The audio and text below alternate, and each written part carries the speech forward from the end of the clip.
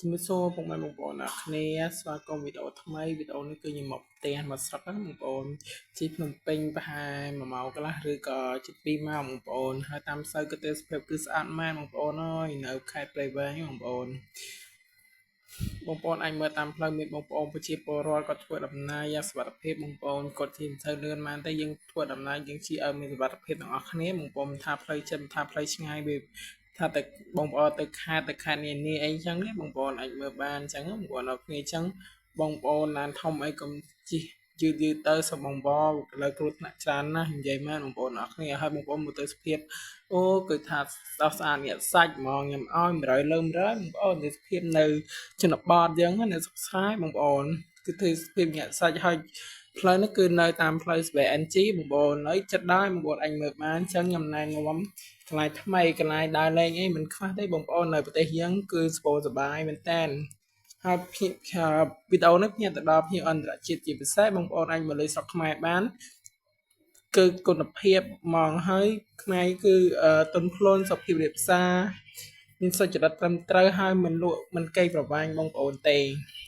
នេះកន្លែងសម្រាប់អានជាឡើងមកដល់បងប្អូនហើយមួយភ្ញៀវច្រើនមែនតើកន្លែងកាហ្វេ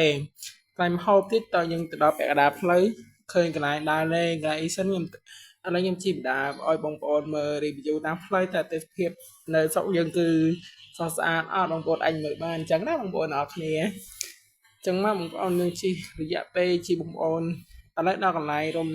រមណីយដ្ឋានការចងចាំបងប្អូនណាកន្លែងគឺមានរមហោបលក់អីចឹងទៅហើយក៏មានស្ពានមួយបងប្អូនអាចថតបានពេលយប់គឺថតស្អាតណាបងប្អូនអរគ្នានិយាយមែនឡើយយើងតបដំណើរយើងជិះផុតពីស្ពានមកហើយបន្តមកទៀតឃើញបងប្អូនយើងនៅឆ្លាតបងប្អូនអរគ្នាកន្លែងនេះគឺយើងកុំជិះបងប្អូននៅក្រាស់ក្រង់អញ្ចឹងកន្លែងនេះវាចូលក្រង់ដែរបងប្អូនអរគ្នា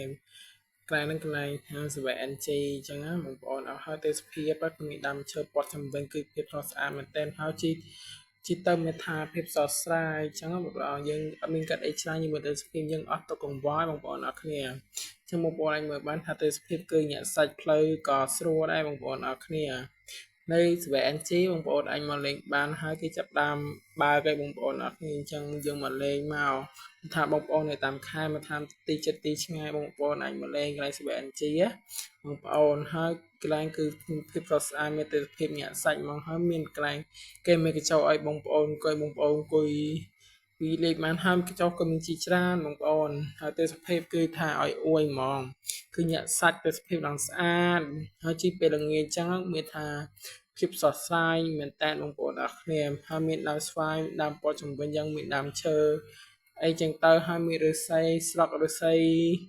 ជាច្រើនបងប្អូនញាក់សាច់ហ្មងហើយអ្នកបងប្អូនអាចមើលតាមផ្ទះ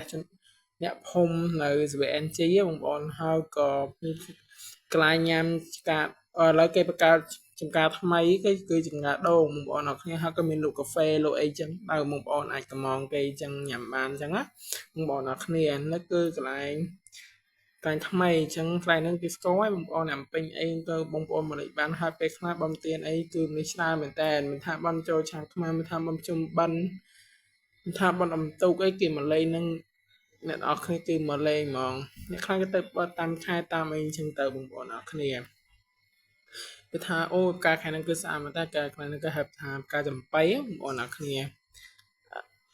បងប្អូនអាចមើលបាននេះទេសភាពគឺញាក់សាច់ហ្មងបងប្អូនអូយ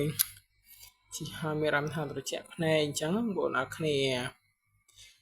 នៅវីដេអូយើងដល់ទីបញ្ចប់ហើយចឹងខ្ញុំធម្មតាឲ្យឆោតបងប្អូនខ្ញុំបានសាច់ល្អសាច់គុណភាពសាច់លេខ1បងប្អូនអាចមកផ្ទះតំណាងបានណាធានាថាសាច់ល្អសាច់គុណភាពលេខ1ញាក់សាច់បងប្អូនហើយធានាអាចថាมันបាច់ព្រុយទេបងប្អូនអាចពាក់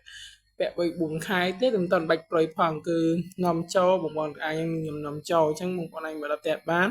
ទីតាំងនៅភូមិកញ្ចាំខុំកញ្ចាំស្រុកពេរៀងខេត្តព្រៃវែងបងប្អូនអរគ្នាជួបគ្នានៅវីដេអូក្រោយ